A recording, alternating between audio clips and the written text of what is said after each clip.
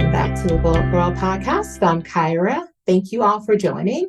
So I'm excited to welcome Kerry-Ann to the podcast. Welcome, Kerry-Ann. Ira, thanks for having me. Such a joy. Awesome. Well, we're going to dive on into this conversation today. So let's get started by having you tell anyone out there listening or watching who you are and what you do. Yeah, so I'm a business strategist. I own a company named Trafalgar Strategies. And, we often say, how running a business can sometimes feel like managing a chaotic tornado.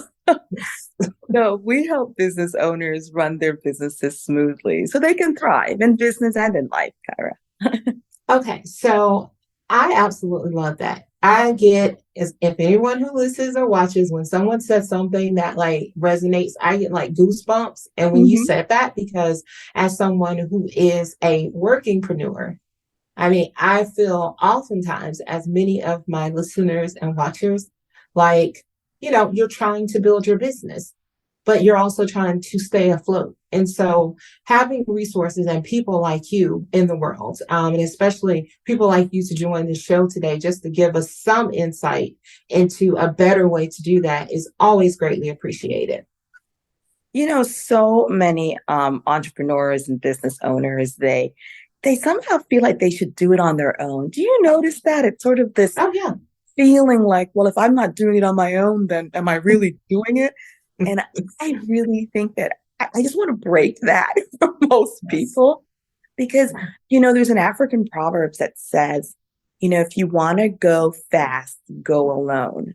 But if you want to go far, go together. Yes. And so I think it's really important to break that narrative that I can do it by myself and really recognize that there's so much power in the togetherness of it. Yes. Yes, I definitely agree with that. So I want to ask you a question because obviously, as entrepreneurs, no matter, men, women, I think we all have our own issues or our own problems, roadblocks, so to speak. But let's talk about, women-led startups and men-led startups. Where do you see differences, I guess similarities. Just can you talk a little bit about that in your experience? That's such an interesting question. I think it's a timely question because I just 3 weeks ago, so I work with business owners, men and women. 3 weeks ago, one of the business owners that I've worked with for quite a while, and she has an amazing company. She's been able to get into corporate 100s and getting clients from corporate 100 companies and stuff. So it's not like it's a fly by night. She'd been able to get to the mid six figures in her business. And she came to me and said that she was closing down. She was closing down her business. And it wasn't because, she said it was because she didn't, it wasn't a hell yes anymore. One of the things that I help people to sort of say, like, are you doing, if what you're doing is a hell yes, or, it has to have a strong thing. But I had done some real work with her to sort of assess her particular love for the business. And it really was there. But the challenges that she was facing in the business and the way that she handled those challenges made it difficult for her to get past that. And there's a lot of doubt, there's a lot of, uncertainty, a lot of this imposter syndrome, a lot of, not, am I good enough? A lot of, frankly, to be honest, not willing to do what needs to be done to make the business happen. Let me be frank about that. Not willing to do the sales behaviors, not being willing to hire fast, those kinds of things that build up a company. And I find that with a lot of women entrepreneurs, where when I'm not saying that this is across the board, so I'm not, saying this is the whole thing. I don't find those kinds of distractions when I work with clients that are men. And they're very, very focused on whatever it takes to do the thing. And the distractions around yes, it's not like they're saying, oh, I'm just so happy that, I love sales or whatever the thing is Mm-hmm. that is a distraction for them, but they don't wallow in it in the emotional part of it. And so I do wonder, I was talking to a colleague of mine even just yesterday, and she was saying, I wonder whether or not the way that business is structured, because it was very much built on a male prototype, that I wonder if it just so happens that men uh, fall into it a little bit easier because Mm-hmm. of the way that it was built for them. And I thought it Mm-hmm. was a really interesting way to look at it. I also wonder whether or not, I was talking to one of my clients. She is a high achiever. Most of the clients that I work with are extremely high achievers. Obviously, they wouldn't be Mm-hmm. running a business. But she's a partner in a political consulting firm in Washington, D.C., and also has her own, firm on Mm-hmm. the side. And she speaks at all of these very high level political and, policy type things. And one of the conversations that we had yesterday was around her feeling like she was getting lost, like just like herself was getting lost. Mm-hmm. It was like a Mm-hmm. bang up year for her, like Yeah. bang up, like big time, being on many, many news shows, the whole thing. And she's like, Mm-hmm. I feel like I'm getting lost, me. And I Mm-hmm. wonder whether or not it's the fact is that women, leaders and entrepreneurs feel like they are losing, like the way that Mm-hmm. the things that need to happen for success to happen. I wonder Mm-hmm. if it doesn't allow for there to be a full embracing of one's own feminine self. I don't know. I'm not an expert. I know there are people out there that are way more experts at that.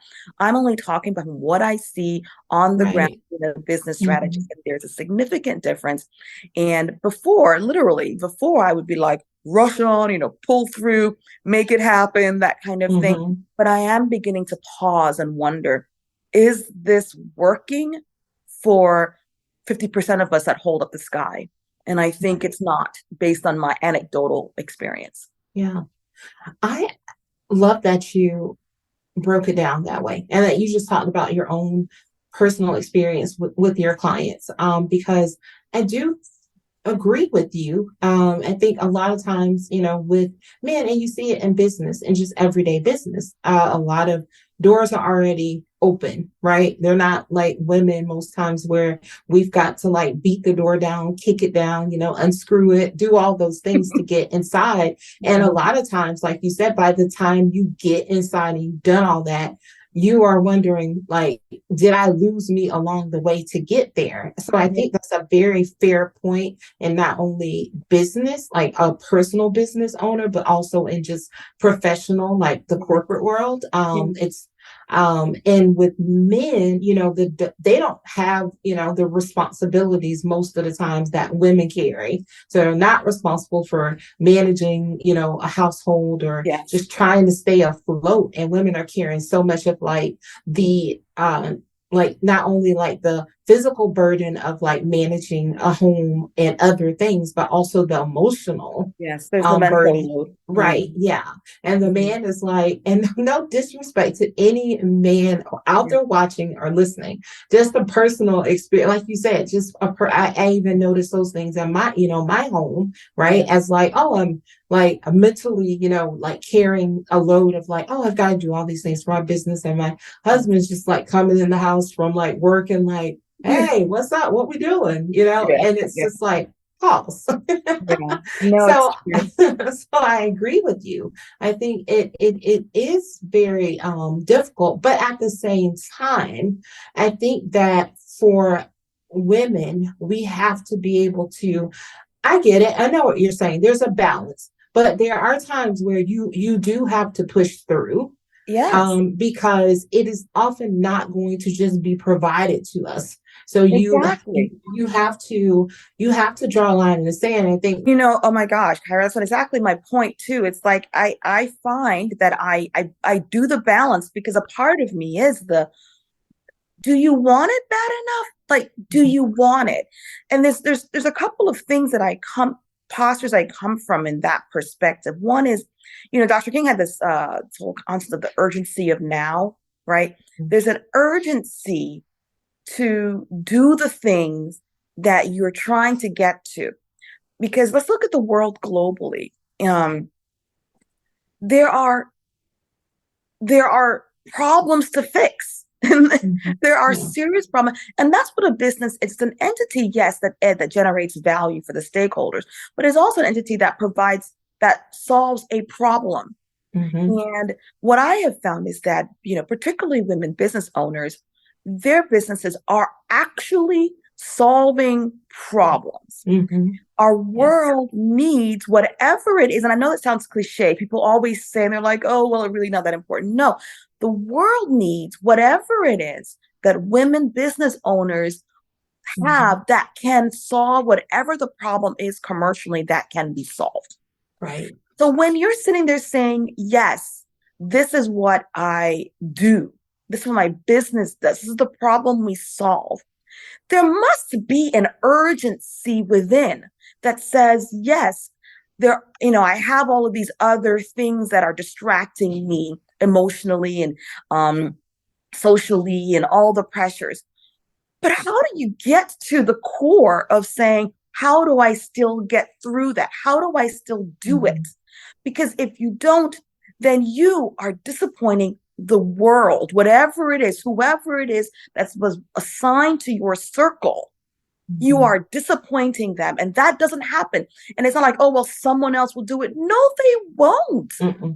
They really won't. Les Brown always talks about the graveyard is the richest place because that is where all the ideas go to die. And we cannot, whatever the problem is, I'm not a sociologist, okay? So I don't know, and I can't dissect the reasons why there is this sort of weird disparity for women and men. At the end of the day, though, we need to find ways to do it. And there are some strategic ways one can do it. It's not like, oh, woe is us and there's no way. First things first is to be able to identify what are the things that you can do to outsource to another person. And it's like, well, women are always like, well, for instance, they're taking care of their kids, taking their kids to school or cooking for the home or whatever. Someone else can do that. Someone else probably a better cook than you are. I know that you think that you are the best, but there's probably someone else that can cook better than you, or at least somewhere along the side of you. Hire someone to come and cook the food. And right now, back in the day, it was a lot more costly to be able to hire someone to outsource your cooking for you. But now it's not that bad. There's so many services that you can order foods like whole foods to, cook and be able to make it easy. Or you can have someone that comes in and just, maybe just creates the healthy snacks and packs your groceries. Maybe the person just goes and buys the groceries. One needs to be thinking about how can you offload all of the things that are keeping you from being able to then feed your soul. Because the reality is the same way, it's like the care and tending of oneself. Okay. If you're going to grow a plant, I've got this little plant behind me and it's dying. God bless it. But, you gotta water the plants. Yeah. You got to put some little food in there. You got to put it in the sunlight. So there's a care and feeding of oneself, whatever that looks like. For me, I really love when I can sing. Okay, when I was much younger, I had time to be singing in the gospel choir and then do that and that fed my soul. I don't have time for that. So what I do is I take voice lessons when I can't, and then I just go practice my singing in a little place, and then that's what I do to feed my soul. Okay, whatever it is that feeds your soul. So the question is, people are like, well, I don't have time for that. Well, then hire someone to take some of the things off your plate that you don't have to do, so that you can feed your soul. Because the more you feed your soul, the more you water yourself, put some little, sunlight, a little plant food in there, the more you have energy within you to then say, okay, yes, right now I'm confronting a sales problem. I'm having a hard time getting this client to understand what the value is, but you have more energy. So you have more thoughts, more ideas, more creativity, and you can go for it. The urgency of now is real. And we must step into the roles that we play in this world. And that is around problem solving. Yes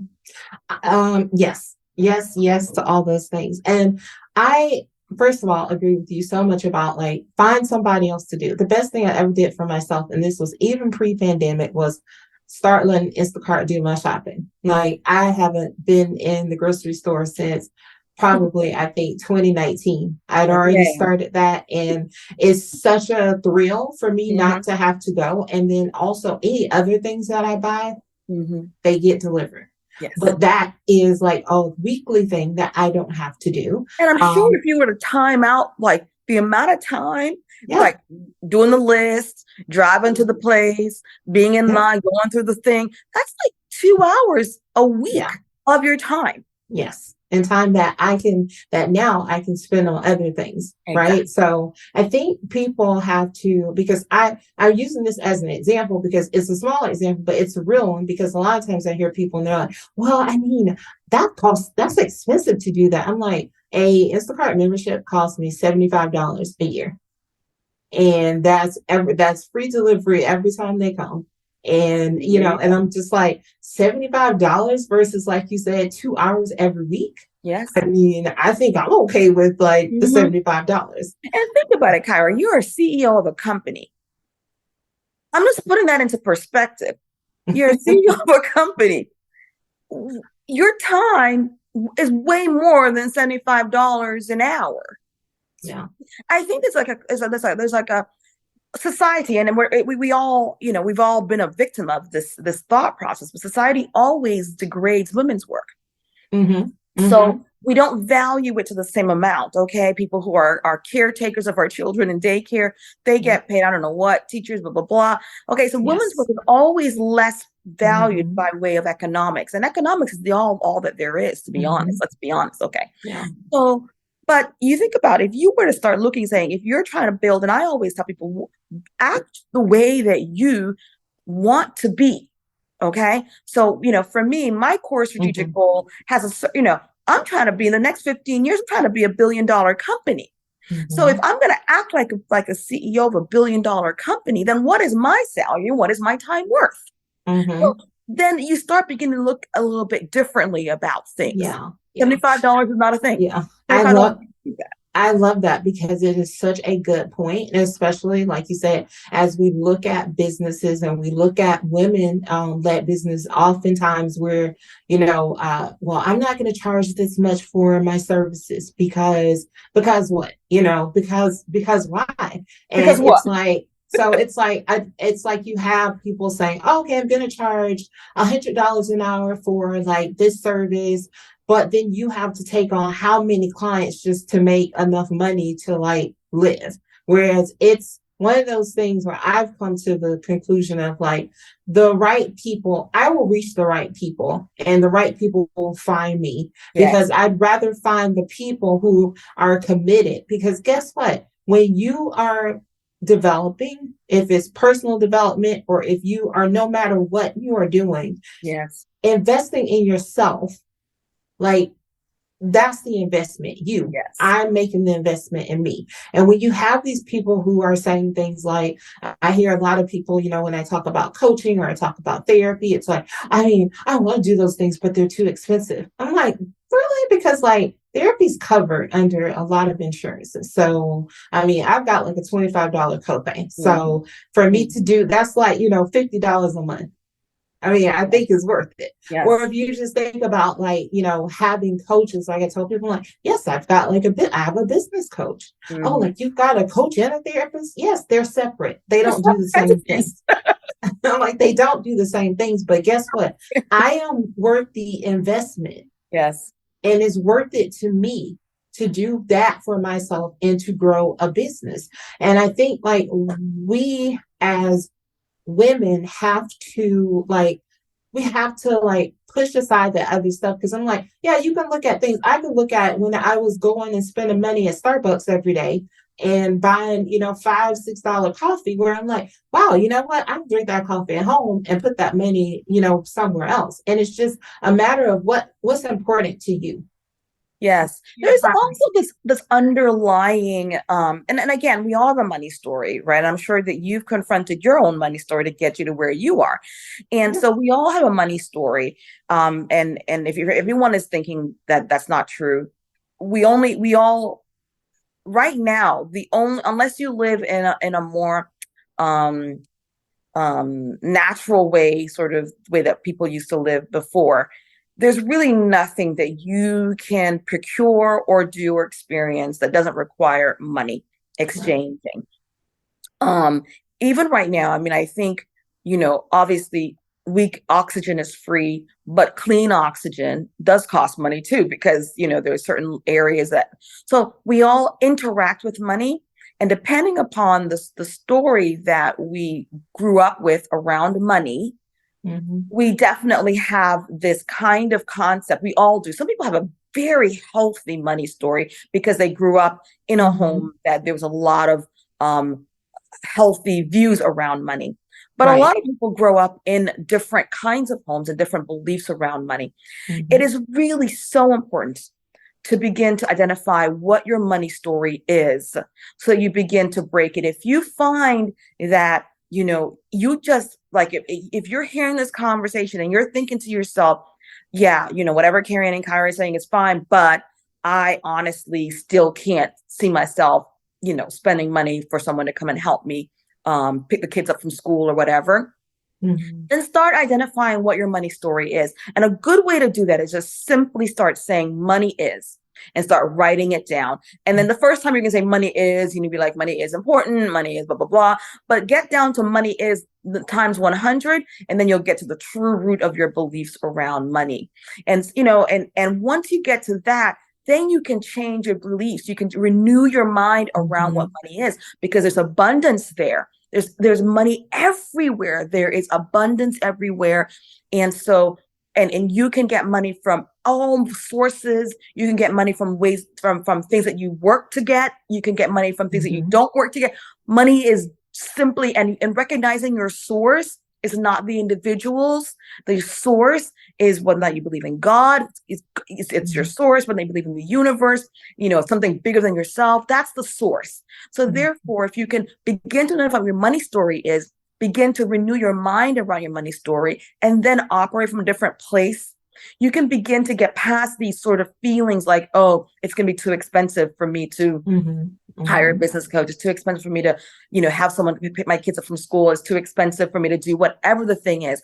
And remember, the reason why we're doing this is not just because you're like, oh, well, I'm going to take all this load off. It's giving you the space, the time, oxygen. Time is a non-renewable resource. Time is a non-renewable resource. Once that minute's gone, that minute's gone. So, and we all have a finite amount of time, 24 hours in a day. That's what we have. So therefore, if you want to use your time well, so that you can be able to run your business well, you have to find ways to feed your soul and to do the things that you particularly are on this earth to do. If you don't like filing, if you don't like checking to make sure that, follow-up emails, then, fine, bring an assistant in that does all the stuff that you don't like. I'm telling you, there are people out there that love doing stuff that I'm a big picture person. Yeah. Okay. I mean, I can do tiny things. And of course, being a strategist, I can go down to the granular, but I have people on my team that love the details. Like, yes. And I'm just like, well, praise the Lord. And so let's hire people so they can do the detail stuff, and it takes them way less time than you do because you don't like it. Or maybe you are a detail person, someone's more big picture, whatever the point is. This is around leveraging time, and you need money to leverage that time. Thank you. We love a good bonus tip here for our listeners and watchers. So let's talk a little bit more about this idea behind, doing it together, finding people to help you. How can people start, by structuring a business? Because guess what? As entrepreneurs, and especially when they're solopreneurs starting out, you're thinking, oh my gosh, you can't, if I'm not doing it, it's all going to implode if I miss a day. Yeah. Okay. So there's some fundamental things that must take place in a business. I really believe there's 8 components that I think need to exist in a business for it to truly work. I call this the big idea methodology. And one of the things is the foundational elements of such business. And I find that, particularly early days in a business, there are some things that you can do to put in foundation that will allow for you to build solid. I can't, let me give an example, but like so many companies that come to me. So like I work with business owners that are, small, medium-sized companies, right? Mm-hmm. So they can have anywhere from 150 employees down to 50 employees, and even sometimes down to 10. So if you think about it, sometimes they get to that stage and there's some problems that started very early on and it's very difficult to fix them. So one of the things that I think is really important is for you as a business owner, if you're in the early days, is to think about, what is my life plan? And I know that doesn't sound businessy, but what do you really want? How do you want to live your life? How do you want, what's important to you? What's your life vision, your life purpose, your life thingy? And that sounds a bit mushy, but when you are the one building the business is there to generate value for its stakeholders. Right now, you are the primary stakeholder. If the business vision is not aligned with your life vision and your life plan, you have built it on rocky ground. Therefore, I always start first with, get your life plan together, be clear about what you want. Then once you've done that, start looking at your business vision. Everyone's like, well, what is a business vision? Because I think people throw that word around and they truly honestly don't know.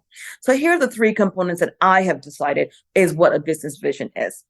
It includes, first of all, being clear about what your values are in your business. Okay? What are the values? Now, you may already have those values that are in your head, but articulating what the values are in your business is really so very important. For instance, REI, one of their big, values is basically treat every customer like they are a friend. That's a value. Now, I know we operate with large corporations and they have all these values that are sitting on their wall and they're like, we don't really see how the values are coming down. But there are other businesses that we walk in and we can see their values right front and center. You want to first come up with, what are your values in your business? Secondly, we want to be very clear about what your purpose is. I'm not talking about some long whither thou types, biblical statement. We're talking about one sentence that's very short and pithy, but that can encapsulate what it is that you do. So in our business, we say, we're in the business of helping businesses thrive. That is just it. That's our purpose. We're in the business of helping businesses thrive. Spend some time just figuring out what's your purpose statement. And that's going to be your true north. Okay. And once you have your values, you've got your purpose. And the third component of your business vision is, what is your core strategic goal? Your core strategic goal, if you are any big fan of business readings and stuff like that, this came out of Jim Collins in his books. He's written a number of them, but one of which is like Big to Great is the most popular one. It's called a BHAG, right? Big, hairy, audacious goal. Now, so that's what your core strategic goal is. Your core strategic goal should be something that gets you out 15 years into the future, even 20. And it is the goal that you want to be, and you're writing it in the present tense.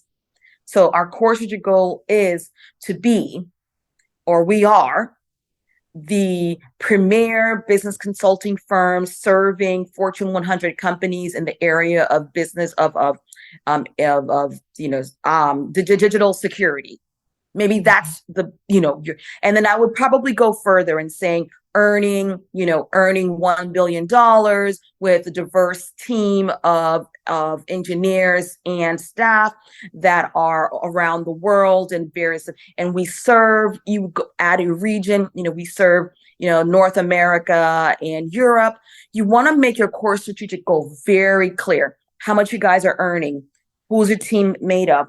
Who do you serve? What regions do you serve in, right? What are the adjectives that describe you? Once you have that core strategic goal clear, that's your business vision. Okay. You've got your values, you've got your purpose, and you've got your core strategic goal. Now, once you do that, you take a look at your life goal and you look at your business goal.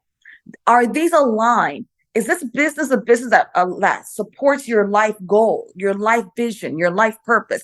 If there's some sort of, I'm not really sure, then rework. What do we rework? Kyra, we don't rework the life plan. We rework the business vision. Yes. So once you have that solid, and I'm not saying that people never change, but if you do the work here, you have something solid, then you start looking at, okay, what's our business plan? What's our exit strategy? What is our way that we develop our products? How do we, how do we develop the products that hit the needs? Do we have all of these other elements that are still foundational, but they are standing? The more solid it is, you're building something. So now you have that. Then you can start creating strategy around it because there's something to put it on, right? You have systems around it. You've got some processes around it. And you asked about how do you get people. Look, I'm just saying, right now, we're living in a global society.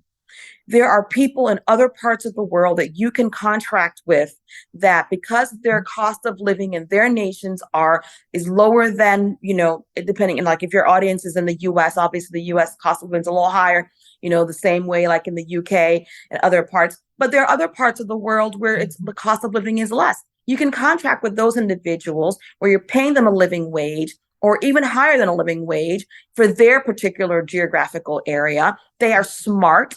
They are educated. They know what to do. You bring them on board to help you build the company. And then at some point, you start building. But right now, if you're doing this and you don't even have an executive assistant, oh my goodness gracious. So right now, I don't really think there's an excuse for not being able to at least bring, even if what you need, depending upon your need, even if you have a young person in your life, you're got a nephew, or a niece, bring them in to do some things, right? The point here is there are people that can help you, and you need to be able to recognize that you cannot build this alone. However, you need to have a clear, people are not going to flock to you or want to work with you if it is not clear the direction of your business. Just saying, oh, well, I've got to, and it doesn't have to be like fancy schmancy. I mean, even if you have a vending machine company, which by the way, those make quite a bit of money, you still have to have a purpose for why your vending machine company exists and what the values are. Right. So you can't just hire people and say, or bring people on board and they have no vision of the company. People want to work with people that have, without a vision, people will perish, period, and done. I thank you so much for that, because I think a lot of people don't think about hiring people in other countries. I think a lot of times they're just thinking about, oh, I got to get somebody who's here. And if you're US based, I'm just saying that obviously, audience, I do have people listening and watching in other countries, but I'm using the US as an example. But yes, a lot of times there's just like, oh yeah, I could get someone based here, but it's like, no, I mean, start looking out. I've done that with my business and found people in other countries, and it is awesome. Yes.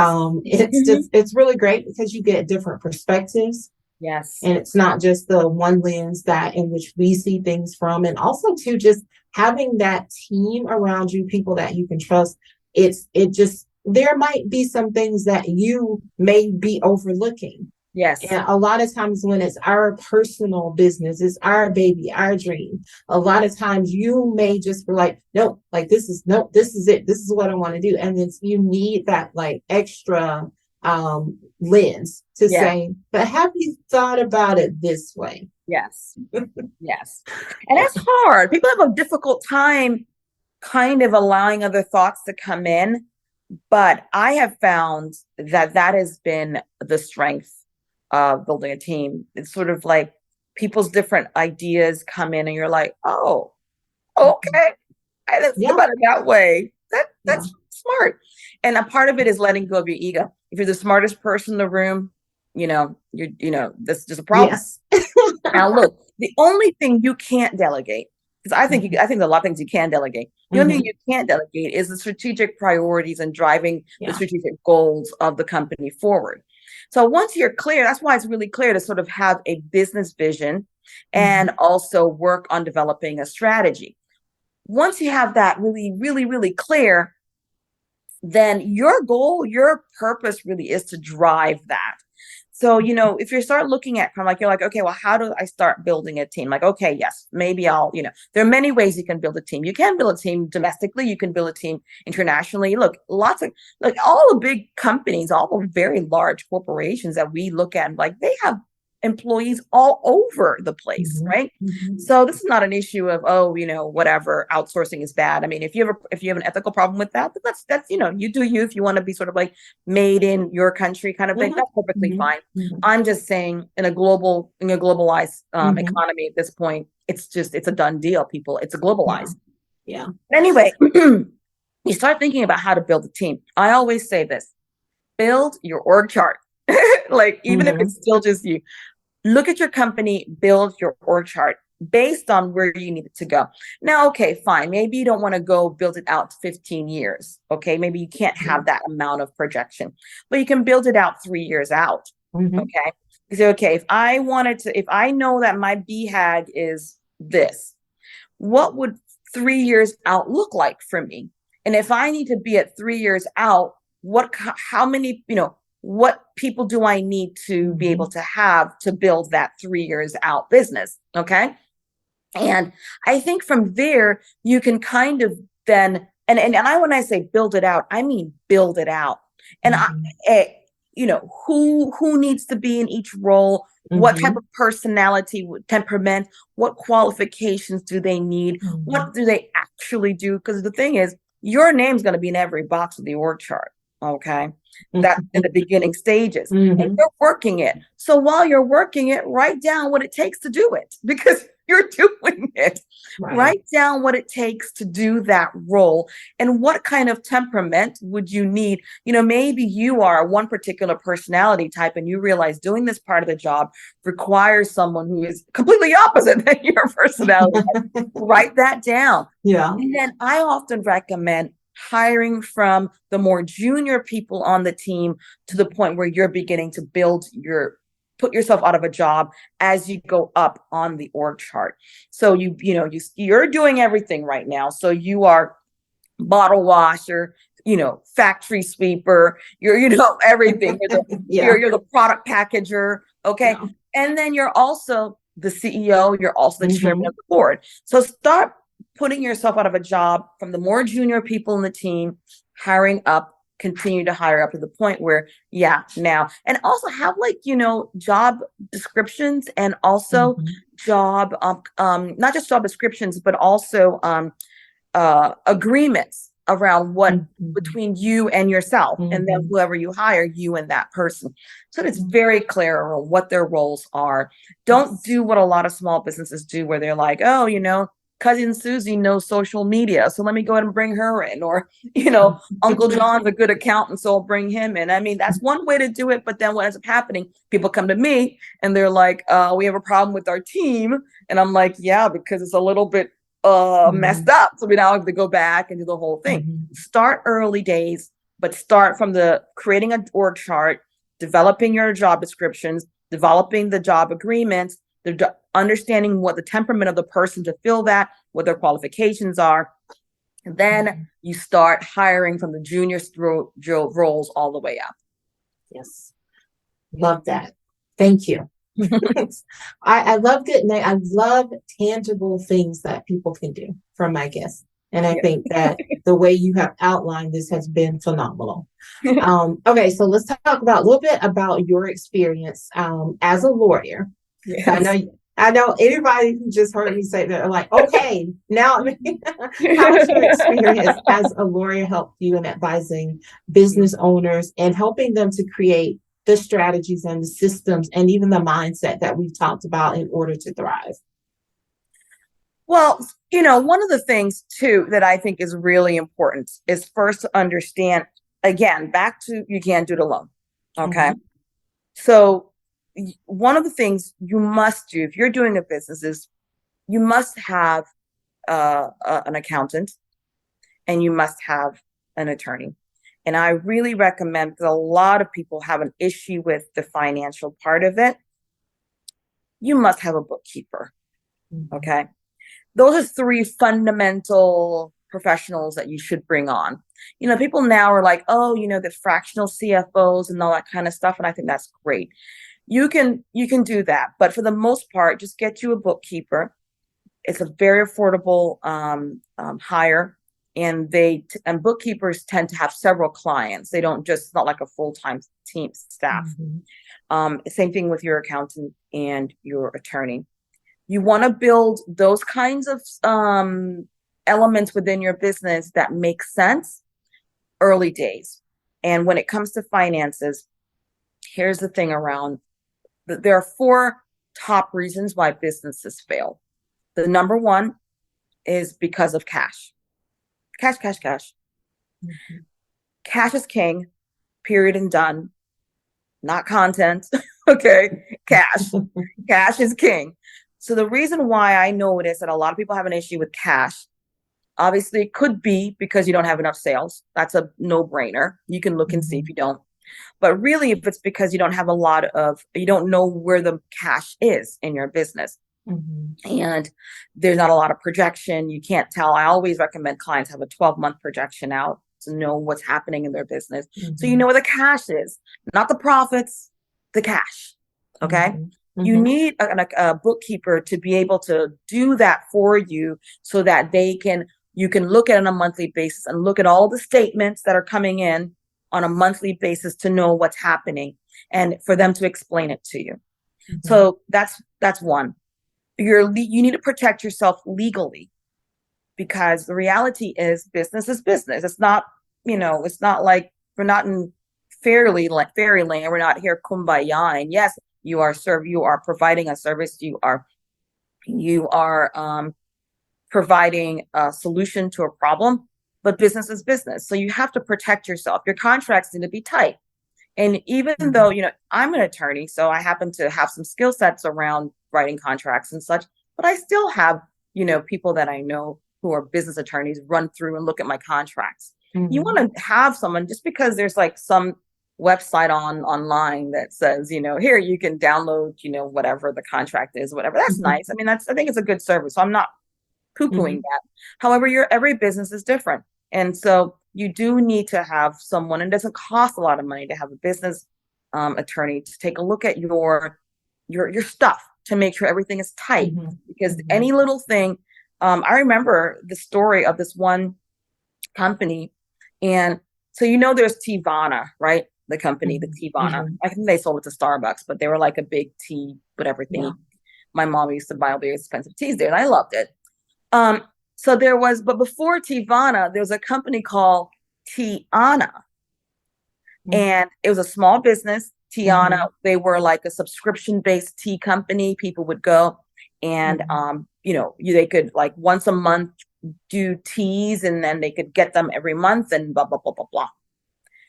And this company had been around for 15 years prior to Teavana. Mm-hmm. This company, however, was a smaller company, hadn't grown to the size of Teavana, and their contracts and their copywriting and their trademarking wasn't tight. So when Teavana started getting bigger, they found out about Tiana, and they sued Tiana, and Tiana had to go out of business. And they had a huge list of people, but now they had to rebrand the whole company. They never bounced back, ever. Mm-hmm. And that was 15 years of investing in their business. Mm-hmm. It was not smart. I'm just saying, God bless them, but it wasn't smart. So you need to be able to make sure that you have some fundamental structures in your play in business that exist.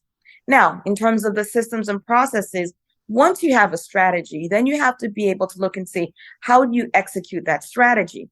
64% of business strategies fail because of poor execution. This is not 64% of business strategies of small and medium-sized companies. It's 64% of business strategies across the board. Okay. There is a thing called the strategy execution gap that exists in business, and it's big business to try to figure out how to close that gap. When you talk about 64%, if you do all the work now for, let's say a large company like Google, they have a 64% gap. They're still getting a lot of things done in their business. Okay. Right. But if you're a small business, you're looking at your strategy, and your strategy is based on maybe 4 tactics, whatever the thing is that you're doing, and 64% failure. I mean, my goodness gracious, you're really losing a lot of money, and the business is not thriving. So you want to begin. So the issue is around execution. How do you execute? Well, there's a couple of reasons why to make sure you get execution well. But one of those things is be able to have systems and processes in place that will allow for you to make sure that these things happen, and they happen the same time, the same way, and that's always going to happen. So you can automize a lot of things, but you don't really know how to create those systems and processes because you don't really know what's happening in your business. So you want to spend the time to take a look and see, okay, because you were in every single position. If you're a solopreneur, you're lucky because you're in every single position of the company. So now you can have eyes on things. You know what it takes to, send out a proposal. You know what the steps are that to build a company. You know what the steps are to get us on a sales conversation. You know what the steps are to whatever the thing is, right? Make sure those things get systemized. And if they can be automated, even better. Yes. There's several things now that can be automated that never used to be able to be automated before. Or if you wanted to automate them, it would cost a lot of money. Nowadays, there's so many things you can automate. But in the end, when you start hiring a team on, you don't want people doing things all willy-nilly. Right. This is the way we do things here. So you want to create those systems, those processes, do your best to automate them, and train the team as you hire. Say, this is how we do it here. Look, you don't have to hire brainiacs from Howard University or Morehouse or Harvard to be able to run your business. You can hire people that are self-motivated and can learn, and you train them in how you do things in your business, and bam, you've got a good team running. So I do think that's really some of the things. Get a lawyer, a bookkeeper, an accountant. Make sure those parts of your business are tight. Then you create the systems and processes that are necessary to run your business. Nothing willy-nilly, as best you can, and optimize those things and automate as best you can. Train your team to do the things the same way it's done all the time. Nobody likes. I know that your audience is healthy people, but McDonald's. If you go to McDonald's in New York City, or you go to McDonald's in San Diego, it's the same Big Mac. It tastes the same. People want to know that if they experience your company and they love what it is that you do, that whatever experience they had that got them there is going to be the same experience that's going to keep them there. Therefore, as a part of the process is to make sure that the way you do things is the way you do things. That's why you want to make sure you have processes. Exactly. Awesome. Love that. All right, Kerry-Ann, why don't you tell us about how the audience can work with you and any programs that you are offering? Absolutely. And also how they can connect to you. Absolutely. Well, you can connect with me. I spend a lot of time on LinkedIn. So find me. It's Kerry-Ann T. Powell. I really love connecting with people in a real meaningful way. So please message me. Just say hello. Don't just follow me. Say hi. Okay. And I do spend some time on Instagram as well. So if you're on Instagram or LinkedIn, you can find me, say hello. Our website for our company is trafalgarstrategies.co. You can visit there, play around there. You can see some of our success stories and find out more about what it is that we do. However, if you found that some of the conversation that we had today really began to step on your toes and you sort of felt like, you know what, I'm having chaos in my business and I don't know why, and I'm trying to fix it, I do have a gift for you. It's a PDF that I have downloaded my brain into around what are the 8 things that, people always talk about the 4 things that are chaotic in a business, but I went through and figured out what are the 8 things that are the core reasons why chaos is happening in one's business. And the title of the book is The 8 True Culprits Causing Chaos in Your Business. And you can find that at nobusinesschaos.com. Just put your name and email address in, download it, spend some time today reading through it, and identify those chaotic things, because chaos is the enemy of business. It's those are the things that really get people's businesses failing, regardless of how large they are. So nobusinesschaos.com if you feel like you're having some chaos in the business. Awesome. Love that. All right. Well, this has been great. I love all this advice that you've given us today. Now we're going to move in. We're going to do three things with Kerry-Ann. I'm going to ask you three questions. Helps our audience get to know you just a little bit better. Sure. The first question, it happens to be a two-parter. So 1A and B, how do you start and end the day? Oh, wow. On the very good days when I'm being at my highest self, I do spend the day connecting to God. For me, it's really important. And really connecting to what's true for me. I also have a vision of what I want, who I am in this world and what my business is in this world. And it's on my phone in my notes section. And I have a nice image and I just go through and I read it and I am reminded of it. And so when I am operating from my highest self, I start the day that way. Awesome. And how do you end the day? I end the day, I actually have a nighttime ritual. I really do believe in actually going to bed and not just like falling asleep in bed. I really like the idea of giving myself the 30 minutes before I go to bed where I'm, doing the thing, washing the face, brushing the teeth, putting the hair up, whatever, putting on nice pajamas or not, whatever. But making sure that I am actually going to bed as opposed to just crashing. And I do take some space between when I work and then when it's time to go to sleep. There is an evening for me, and and I try my best to enjoy it. And then I go to bed. And I know that sounds so simple. I'm like, well, that doesn't sound, but so many folks just crash, at the end. Or they crash in front of the TV or whatever. I just like the idea of honoring myself and my body and going to bed. Love that. All right. So tell us, what's a goal or intention you set for yourself, and where might you be with that now? Well, this year I decided that I was going to try to be more deliberate about following my bliss. Doing things that I enjoy doing and that aren't necessarily connected to building my business. And I would say that I'm probably not as far along with that particular intention as I would probably like. But I have done some things to make sure, like one of the things that I really enjoy doing is talking on the phone with my close friends. That is life-giving for me and it's blissful and I love it. And so one of my good friends and I, we decided we were just going to talk on Sundays and just, pray over our businesses together because we have big goals and, we have a spiritual side of ours.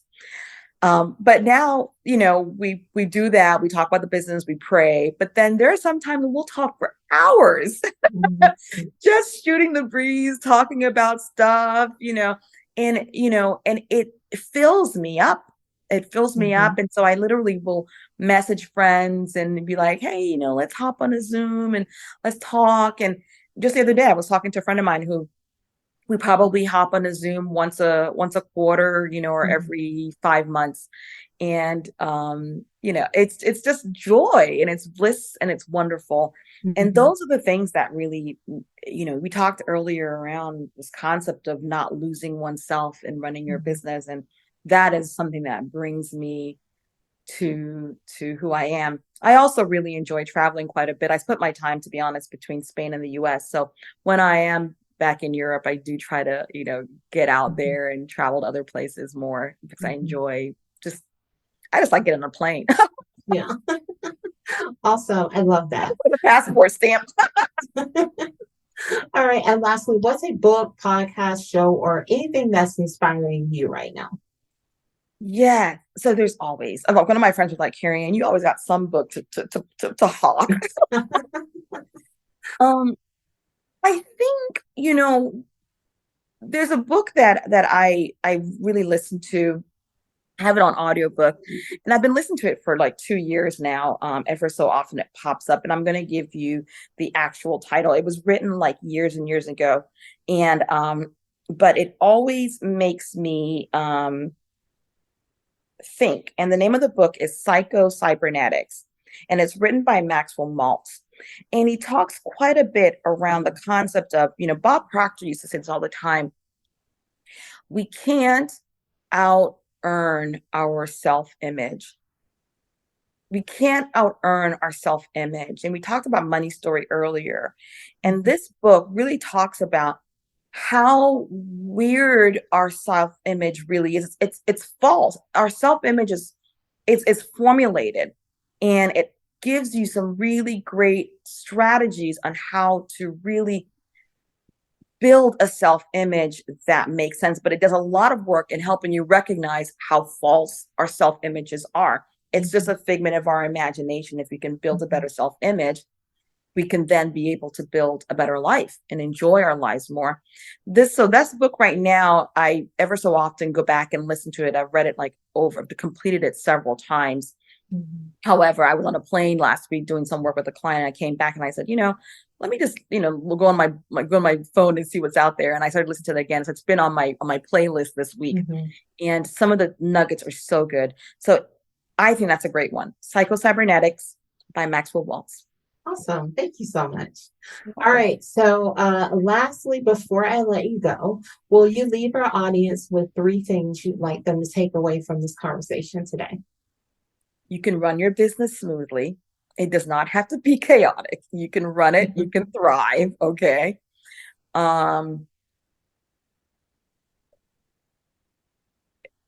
Because we were talking about this earlier, if you're a female entrepreneur, recognize that maybe the way that businesses are built, it isn't necessarily the way that you need to build your business.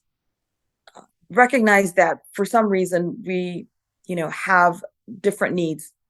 So find ways to own yourself and to see what's necessary for you to thrive while you are building your business. But third, build the business. Build it and build it big. Don't go small, build it big, because the world needs whatever it is you're building. Awesome. I absolutely love that. Well, Kerry-Ann, I thank you so much for joining the show today. And I know you were a little under the weather today, but nobody can tell, like, these nuggets you have been dropping have been like gold. So we are very grateful that you were able to spend time with us today, and nothing but all the success to you and your business. And thank you so much for the work that you do in helping businesses thrive. Thank you, Kyra. Thank you for having me on your show. I really feel honored. Thank you. Awesome. Stay tuned, everyone. I'll be right back.